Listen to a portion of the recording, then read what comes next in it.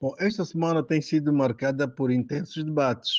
São prognósticos e prognósticos, sondagens nas redes sociais, grupos de discussão e há certas publicações que vão ao ar e que continuam a pesquisar, e isto com o objetivo de avaliar o posicionamento de candidatos para as próximas eleições internas, que se aproximam em diversos partidos políticos, com destaque para o MPLA, não é? No caso do MPLA, este processo ganha contornos históricos. Pela primeira vez em 50 anos, o partido terá mais de um candidato concorrendo à liderança. Isto representa um marco que vai sinalizar uma nova era. O que está em causa realmente é a democratização interna do partido. O Congresso do MPLA está às portas, e as expectativas, naturalmente, são elevadas. Contudo, é fundamental aqui esclarecer que o foco principal dos militantes não está na disputa em si, na disputa de nomes, de figuras, mas no processo que isto representa. A eleição interna é um meio, não é um fim, não é um fim em si. E esta eleição visa garantir o exercício de um direito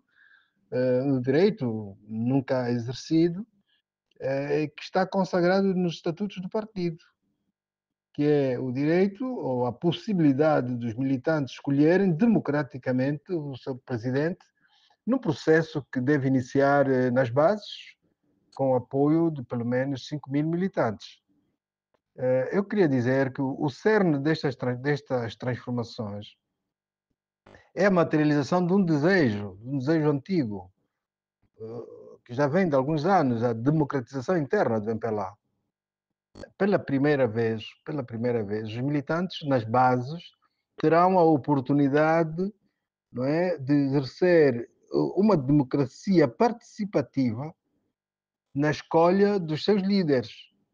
E isto é inédito na história do nosso partido.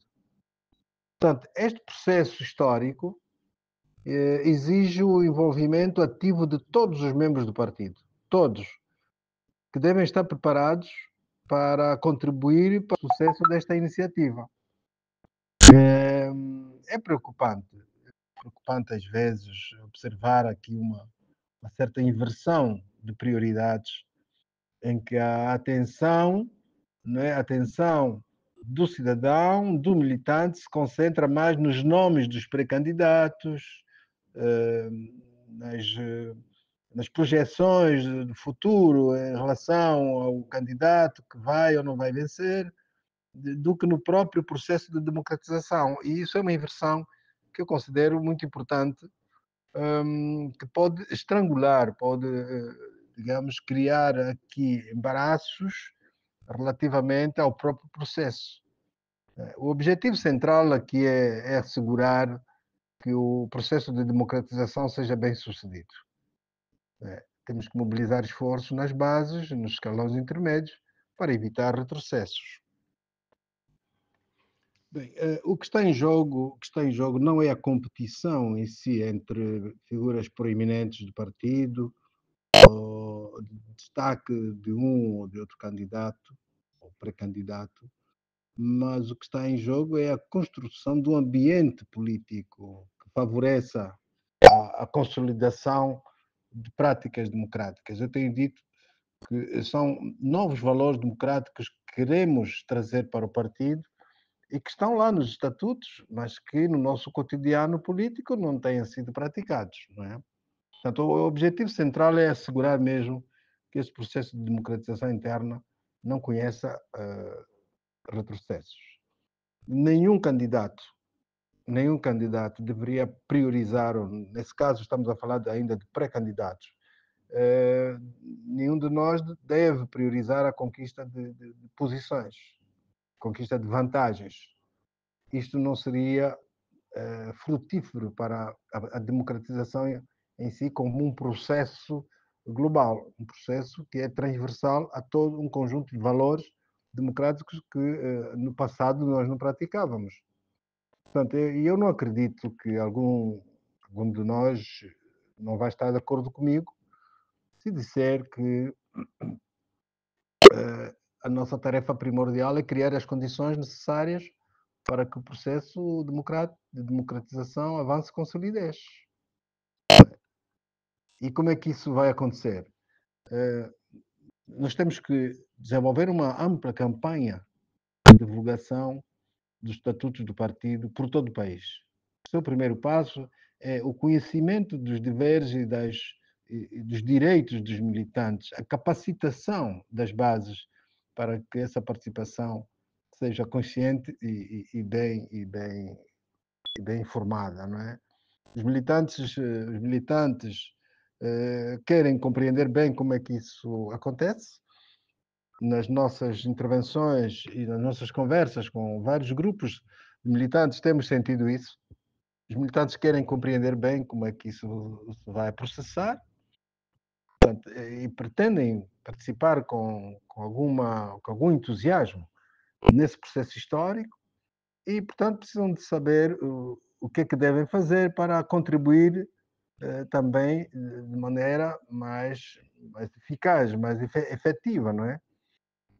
Portanto, essas sondagens e essas pesquisas de opinião sobre os pré-candidatos ou candidatos só terão relevância após a consolidação do processo, desse processo de democratização interna.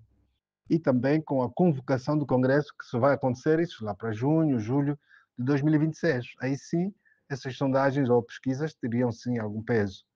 Agora, eu acho que é somente aí mesmo, não é? Que os candidatos, ou nessa altura os candidatos, e as suas moções de estratégia ou programas eleitorais onde serem então apresentados enfim, colocados à disposição dos militantes para a sua apreciação e tomarem então decisões relativamente à direção de voto.